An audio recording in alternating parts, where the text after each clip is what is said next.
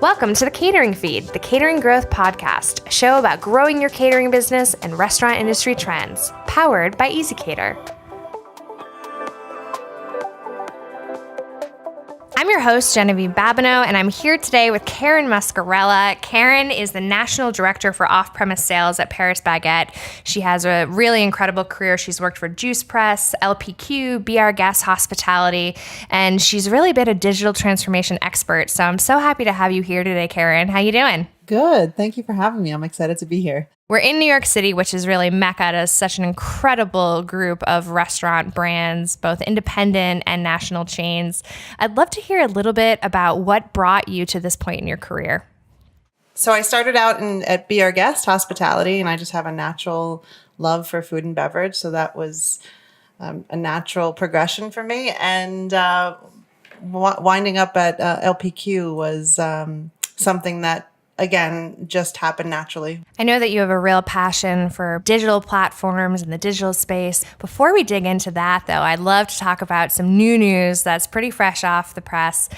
We've heard that Danny Meyer and the Union Square Hospitality Group made a $15 million investment in Dig Inn. And I would love to hear your take on Dig Inn and the type of brand and why you think they would be such a great investment for a pretty big star like Danny Meyer. Yeah, I mean, lucky them, first of all. I mean, there's no better partner than Danny Meyer. Yeah, sign me up. Exactly. No, I think Dig Inn is a great concept and definitely the way that the trend is going. I mean, great, healthy food served to you very quickly. Price point is right. So I think that is the way that food and beverage is headed. Do you think that Dig Inn specifically reflects certain needs of a younger consumer? Yeah, I think people are definitely more conscious about what they're putting into their body. And Dig Inn, I think, answers that. I think when you hear news like this, it's really indicative of the greater macro trends in the industry because Danny Meyer certainly invests in those up-and-coming concepts. So I think it's a really cool thing for the rest of us to see. Yes, for sure. So Karen, I have heard from some reliable sources that you're considered a little bit of a digital transformation expert. And I would love to hear, is that how you started your career? How does one become a digital transformation expert?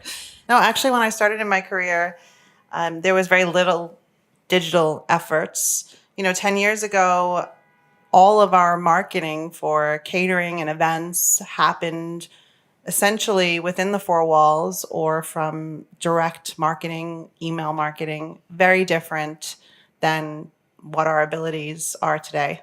As trends are shifting away from brick and mortar and moving towards fast casual, different channels of off-premises, what do you think this says about the restaurant industry's ability to still control that experience and make sure that the guest really has that hospitable environment, even if they want food off-premise or really quick? Yeah, that's a great question. And I think, as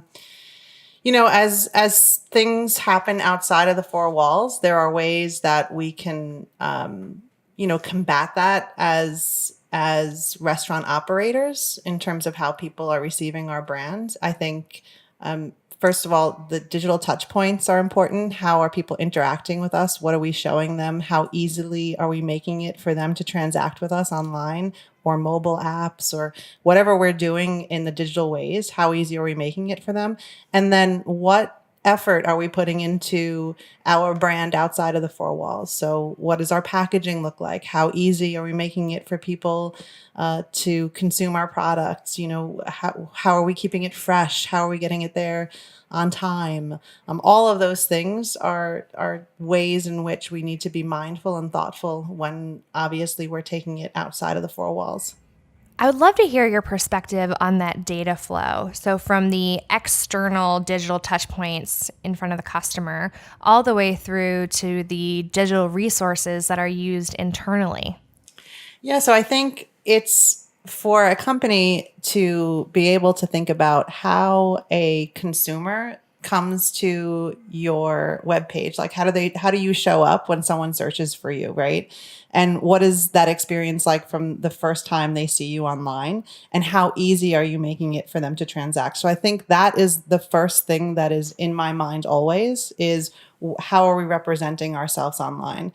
And, the ease of that and the easier, the more enticing we make that, obviously the sales are going to be better and people are going to come back. You're going to create stickiness on your website.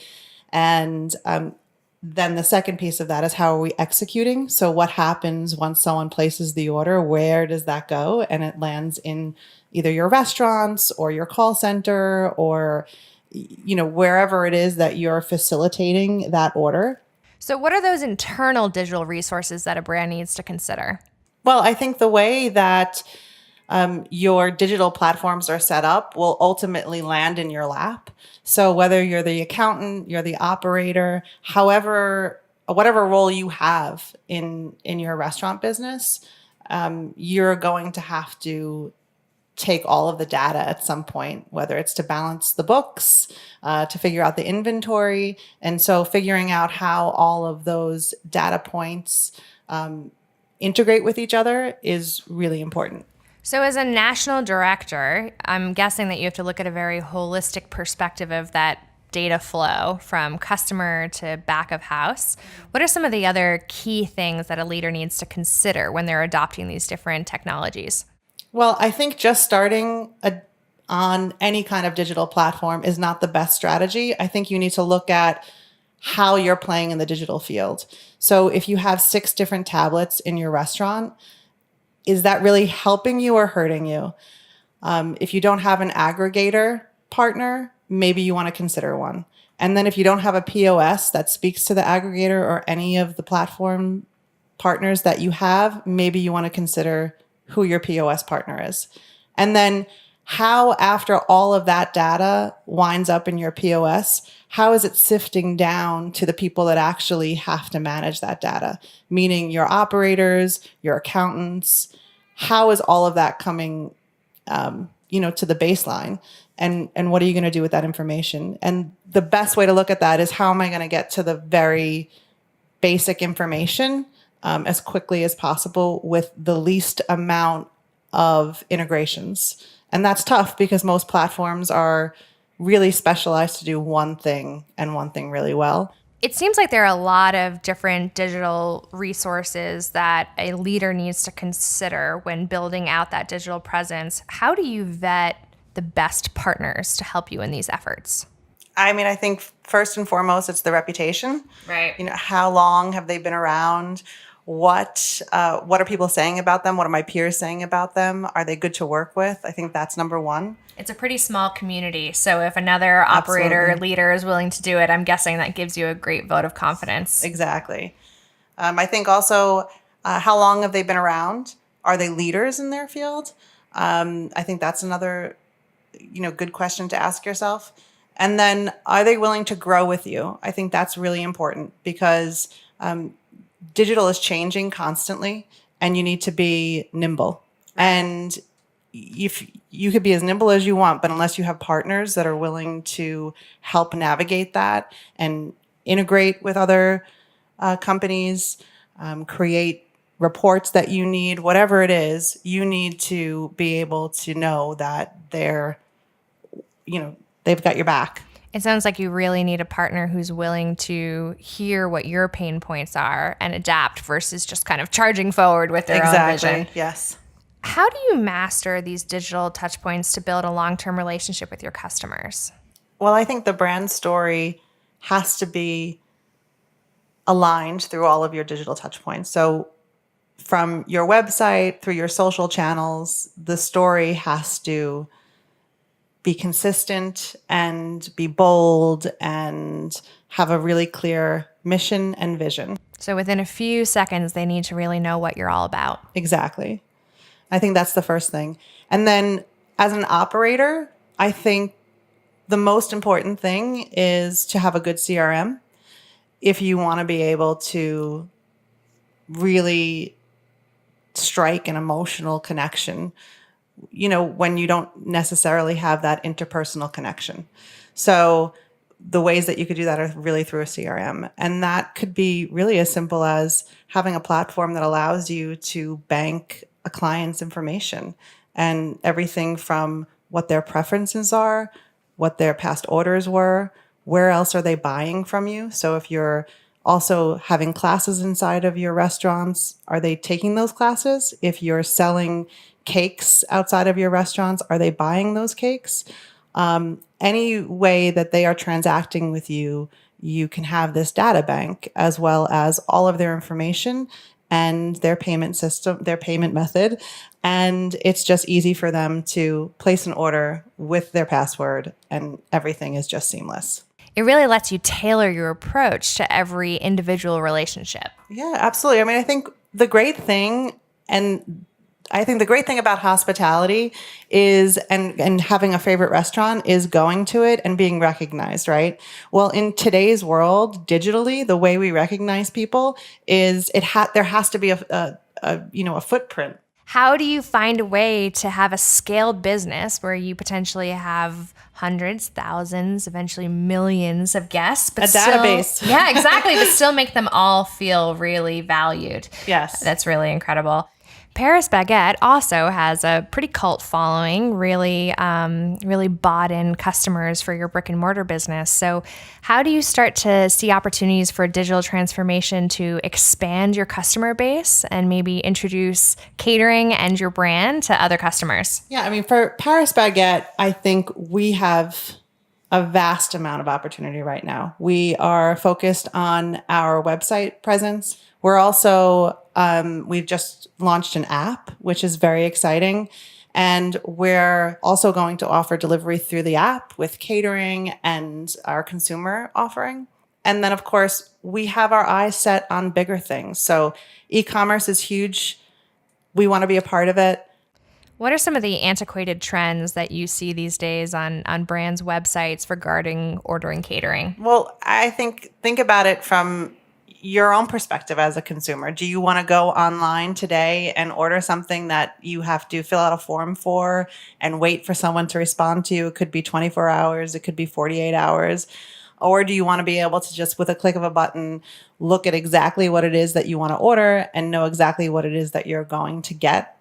I think we know the answer to that. And I think that just illustrates to you why there is such an importance to be able to have an online ordering platform and why you need to be in that game. I was able to order some catering for my niece's birthday while we were in the taxi cab from LaGuardia Airport this morning. And I think, when you're ordering B2B catering, you probably have even less time than what I'm willing to spend on my niece's birthday. I mean, think about it. If you are a personal assistant to a high-level executive, your day is spent chasing around or, figuring out a calendar, at 9:00 at night when you realize, oops, I didn't order tomorrow's board lunch.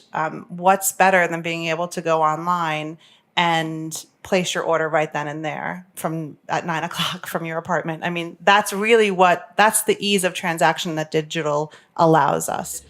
Or I think about the sales rep who's traveling from one state to another, might have a conference call and speaker, and they're trying to place a catering order at a red light. Exactly. What a huge disservice to that customer and to the brand if they have to call the restaurant, sit on hold, wait for the right person to talk to them. Maybe they get disconnected. It's funny, that can hurt the relationship, right? Exactly. So in a way, having that digital easy experience can actually, in a weird way, build relationships with your customers just in a new way. Of course. I mean, you literally will be a partner to them. And if they can't find it on your site, if they can't do it with you, they're going to find someone else to do it with. So you may as well get in the game and do it while you can.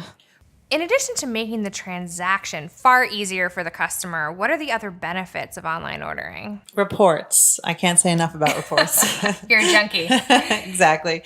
I think reports can help you see who your best clients are, what your top sellers are. They pull a product mix so you can see what's selling, what's not. Lapsed users. I mean, these are all things that are going to translate to the bottom line, which is money in your pocket, right? So reporting is definitely one feature. The other thing is the abandoned cart feature that many platforms offer, which is a great feature. And this is something that will tell you when you have consumers on your site that are looking to purchase and they're putting things into their carts and then they abandon it. This gives an automatic response to those exact customers, asking them if they wanted to complete their purchase and hopefully convert them into a sale. So these are just a few ways that you can benefit from having an online ordering system. I think sometimes there are brands that might have limited resources, and so they're nervous to invest in online ordering.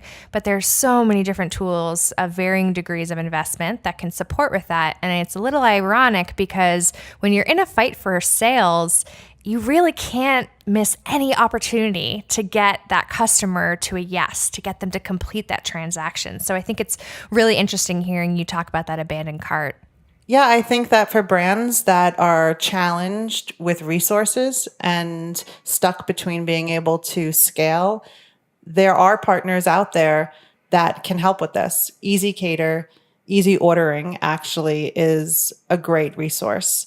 There is no implementation fees and there are lower commissions. So this is a great way to start the digital presence if you don't have one.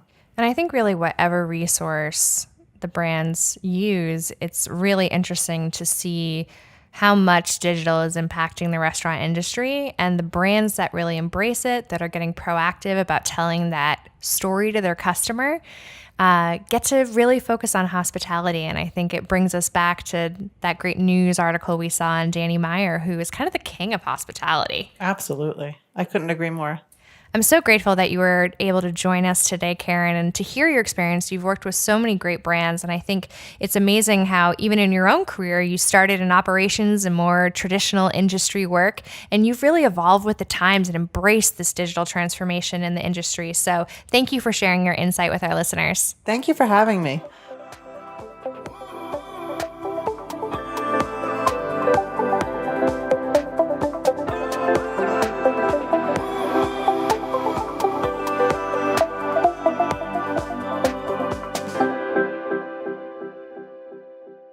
Thanks for listening to the Catering Feed, powered by ezCater.